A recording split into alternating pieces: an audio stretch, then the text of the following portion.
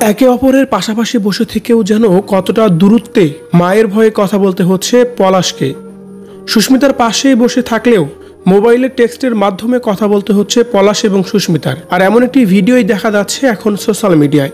অন্যদিকে পাপিয়াকে বেডে শুয়ে রাখা হয়েছে, তিনি অসুস্থ থাকায় তাকে হসপিটালে নেওয়া হয়েছে। কিন্তু এই ভিডিওতে দেখা যাচ্ছে পলাশ এবং সুস্মিতা তারা একে অপরের টেক্সটের মাধ্যমে কথা বলছে পাশাপাশি বসে থেকেও।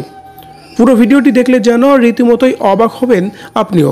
পলাশের মায়ের সম্পর্কে যা জানা গেছে ইতিপূর্বে তার সবটি প্রমাণই যেন এই ভিডিওর মাধ্যমেই পাওয়া গেছে। তাই বিষয়ে জানতে সম্পূর্ণ ভিডিওটি দেখে সঙ্গেই থাকুন। পলাশ শেষ মুহূর্তে এসেও তার মায়ের প্রতি কোনো অভিযোগ না রাখলেও সুস্মিতা পলাশের মৃত্যুর পর শাশুড়িকে নিয়ে অনেক অভিযোগ তুলেছেন। সুস্মিতা বলেছিলেন শাশুড়ির কারণে তারা কোনো কিছু ঠিকঠাক মতো করতে পারতেন না এবং কি রাতের দরজাও তার শাশুড়ির জন্যই খুলে রাখতে হতো। আর তেমনই এক নজিরবিহীন ঘটনা যেন রীতিমতোই সোশ্যাল মিডিয়ায় ভাইরাল হয়েছে। সেই ভিডিওতে দেখা গেছে পলাশের মেজভাবী পাপিয়াকে হসপিটালে নেওয়া হয়েছে অসুস্থতার কারণে। একই খাটের উপরে পলাশের মেজভাবী শুয়ে আছে, তার পাশেই বসে আছে পলাশের মা, আর এক পাশে বসে আছে পলাশ, অন্য পাশে সুস্মিতা।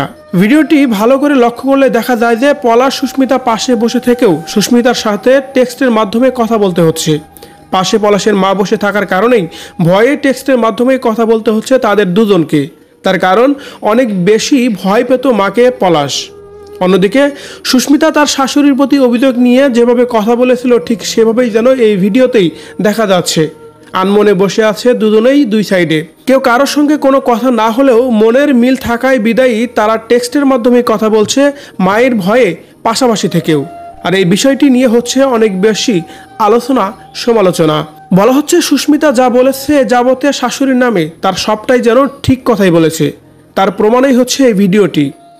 আবার কেউ বলছে সুস্মিতার কথা প্রথমে বিশ্বাস হয়নি শাশুড়ি নামে এত দুর্নাম করার কারণে, কিন্তু আজকের এই ভিডিওতে যা দেখলাম সত্যি সুস্মিতা ঠিক কথাই বলেছে।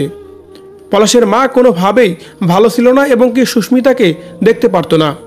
একজন মা হয়ে কিভাবে এত বড় ছেলেকে এতটা ভয়ের মধ্যে রাখতে পারে, সত্যি অবাক করার মতোই ছিল আজকের এই ভিডিওটি। ভিউয়ার্স, ভিডিওটি দেখে আপনার কি মনে হচ্ছে কমেন্ট করে জানিয়ে দিন কমেন্ট বক্সে।